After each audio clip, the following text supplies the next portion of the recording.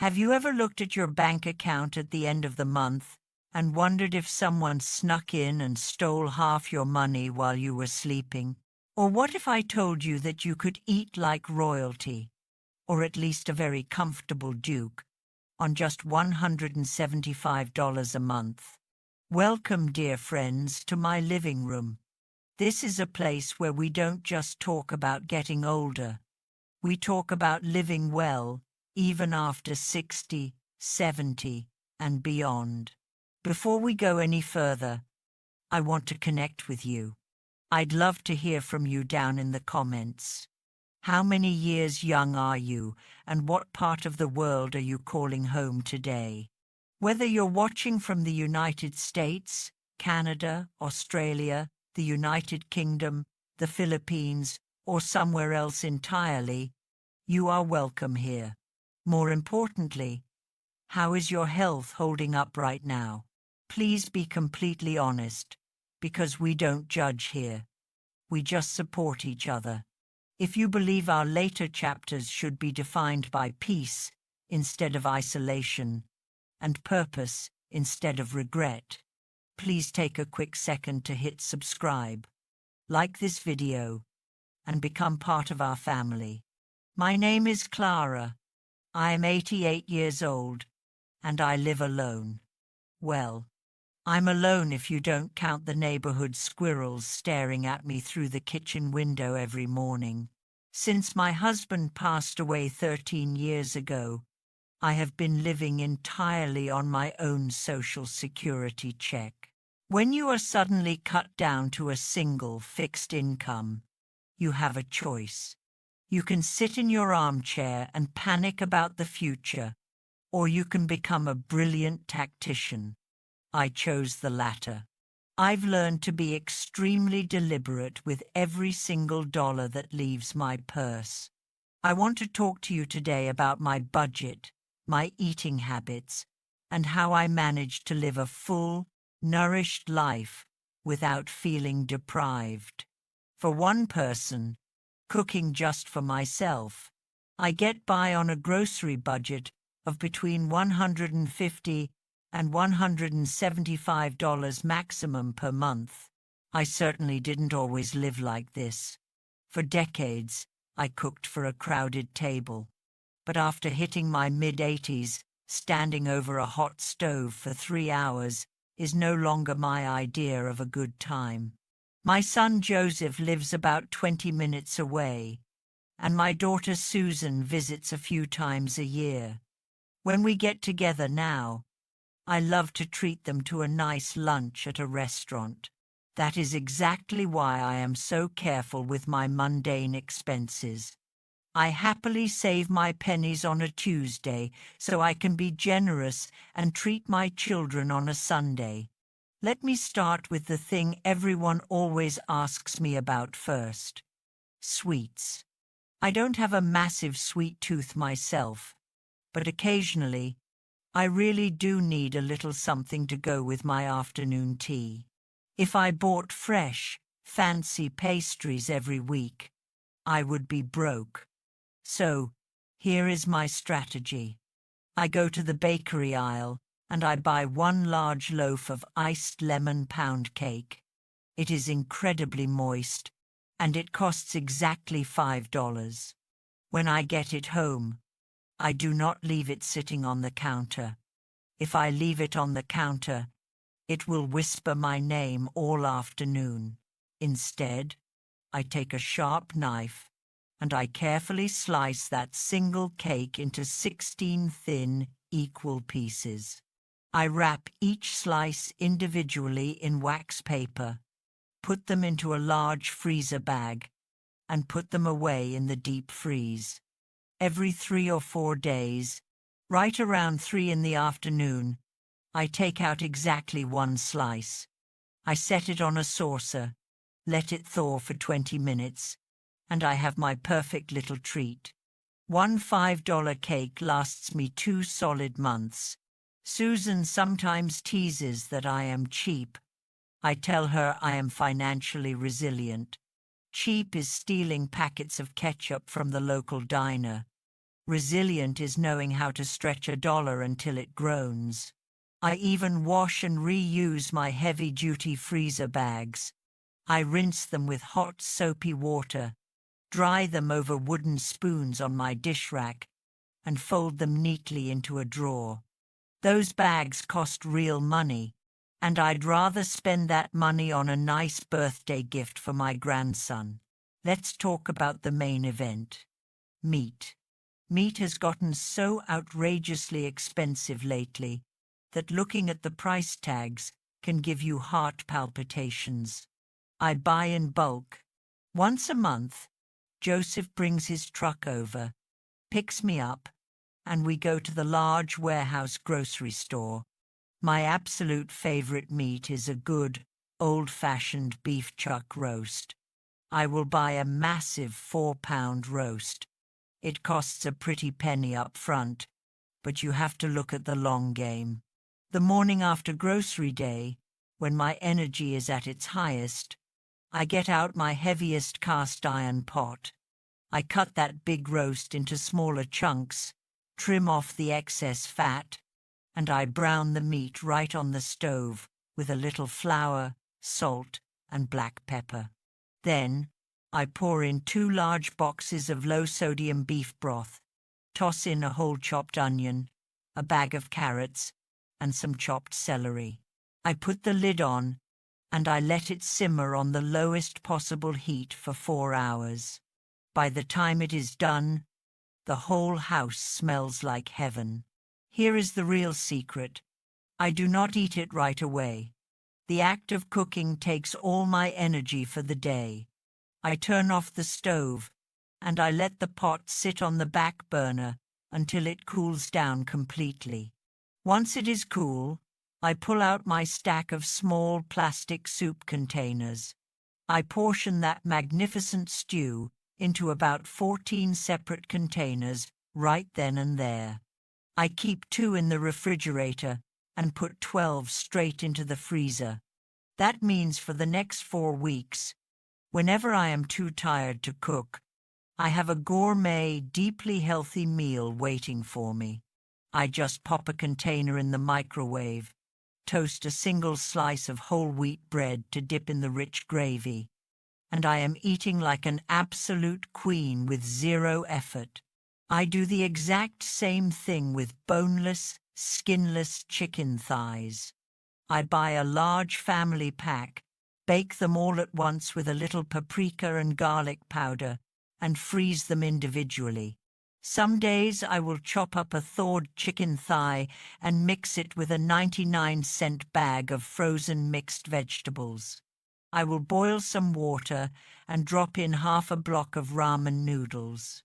I always throw away that little silver salt packet because it is pure poison for my blood pressure. Instead, I use a splash of low-sodium boxed chicken broth. Add the soft noodles, the frozen vegetables, and my cooked chicken. It takes exactly 5 minutes, dirtying only 1 single pot, and it makes 2 huge, comforting bowls of soup. I eat soup almost every single day. To go with it, I always make sure I have a little side salad. I refuse to buy the fancy pre-washed lettuce in the clear plastic boxes because it always goes slimy in 3 days. Instead, I buy a solid, tight head of iceberg lettuce. It lasts for 3 whole weeks in my crisper drawer. I slice off just what I need, chop it up fine, and toss it with a little olive oil and apple cider vinegar. Now, let us talk about the mornings. 2 days out of the week, I make a simple bowl of plain rolled oats. In the bottom of my bowl, I put a handful of frozen blueberries. Then, I pour the piping hot oatmeal right over the top of the frozen berries. It cools the oatmeal down so I don't burn my tongue, and it thaws the berries perfectly. The other days of the week, I have eggs. Eggs are a miracle food for seniors. They are cheap protein and very easy to chew. I will take 1 egg, Scramble it up in a small non-stick pan and add a handful of fresh spinach. I always keep a bag of fresh spinach in the refrigerator. If it starts to look a little wilted before I can finish it, I don't panic. I just throw the whole bag straight into the freezer. Later on, I can just crumble the frozen leaves directly into my eggs or into my soups. Nothing goes to waste in my house. Absolutely nothing. I know some people my age spend a fortune buying ready-made frozen dinners that get delivered to your door. I just can't bring myself to do it. They are incredibly expensive, packed full of hidden sodium, and I just don't think they taste very good. By taking just 1 or 2 mornings a month to cook in bulk and freeze my own portions, I never have to worry about what is for dinner. Even on days when the weather turns cold and my arthritis flares up, I know I have good, homemade food waiting for me. Speaking of feeling my age, let's talk about the less glamorous side of getting older: digestion. Nobody ever wants to talk about it, but if you are over 70, you know exactly what I am talking about. Things slow down. A few years ago, I had a busy week where I just didn't eat enough fiber. I got so backed up, I genuinely thought I was going to have to call Joseph to take me to the emergency room. I swore to myself I would never let that happen again. So, every afternoon, right after I wake up from my daily nap, I eat exactly 3 dried prunes. 3 prunes a day, every day, like clockwork. It is the cheapest, most effective medicine in the entire world. When Susan comes to stay with me, she knows the routine perfectly. She doesn't even ask anymore. She just checks the fridge to make sure the prune bag is fully stocked before she even unpacks her suitcase. I also have an alarm that goes off at 8 in the morning and 8 at night for my heart medication. Joseph set the alarms up on my phone because I was starting to forget. I take 5 pills in the morning and 4 at night. I certainly don't love taking them, but they keep me going. My cardiologist is always very pleased with me. He tells me I have the strong heart of a much younger woman. I always joke with him and tell him it's because I don't stress about money anymore. Another wonderful way I keep my spirits lifted and my budget low is through my local church community. Every 3rd Sunday of the month, we have a beautiful fellowship luncheon down in the church basement. The church provides the main dish, usually a baked ham or a roasted turkey, and everyone brings a side dish to share. I always bring my famous deviled eggs.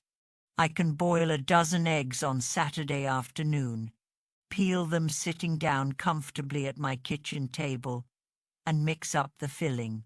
It is very cheap to make, but they are always the very first thing to disappear from the buffet table. After the luncheon is completely over, the ladies working in the kitchen always pull out a huge stack of foam containers.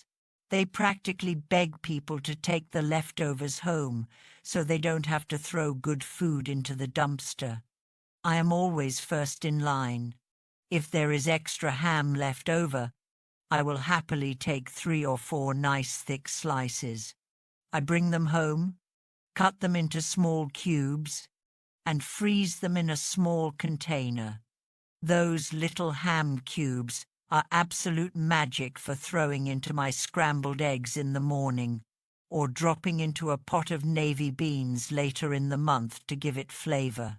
I have a few friends who think it is embarrassing to take leftovers from a church dinner. They think it makes them look desperate. I completely disagree. Leaving perfectly good, lovingly prepared food to go in the trash is what's truly shameful. I am not stealing. I am rescuing. When the summer finally comes around, my diet shifts to embrace the season. Joseph loves gardening, and he grows the most incredible heirloom tomatoes in his backyard. During August and September, he brings me heavy grocery bags full of them. That is the only time of the year I will actually spend the money to buy a package of thick-cut bacon. I keep the bacon safely tucked in the freezer, and I will take out just 2 slices at a time. I fry them up until they are perfectly crisp, toast 2 slices of soft white bread, spread a little mayonnaise on it, and I make myself a bacon, lettuce, and tomato sandwich. A BLT made with a warm, homegrown tomato is honestly one of the greatest joys left on this earth. Sometimes, usually on a gloomy, rainy afternoon, I will suddenly feel profoundly tired. Not just physically tired, but bone-tired, weary of managing everything by myself. On those difficult days, I don't even try to be productive. I will just put a simple paper bag of popcorn in the microwave. That will be my entire dinner for the night. Just a warm bowl of salty popcorn and a tall glass of ice water. I used to feel incredibly guilty about it. But over time, I have realized that extending yourself a little bit of grace is a vital part of staying healthy. If you eat a perfect, balanced diet 29 days out of the month, one single night of eating popcorn on the sofa is not going to kill you. In fact, giving yourself a break might actually save your sanity. I also make absolutely sure to move my body every day. I used to walk 2 miles every single day outdoors. Then my knees started arguing with me, and the winter ice on the sidewalk simply became too dangerous. So, I bought a small, sturdy treadmill from a neighbor. I walk 1 mile every morning.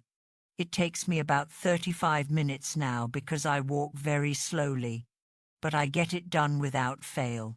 The days I don't force myself to walk are the days my joints lock up tight like rusty hinges on an old gate. Living on a tight budget does require intense discipline. You have to plan ahead. You have to be willing to chop an onion yourself instead of paying the grocery store to chop it for you. But the profound reward for all that effort is peace of mind.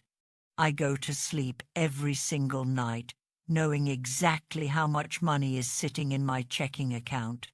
I know without a doubt that I will not run out of food before the month ends.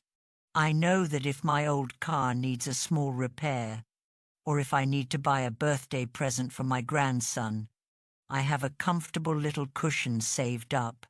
Independence is a very fragile thing when you get to be my age.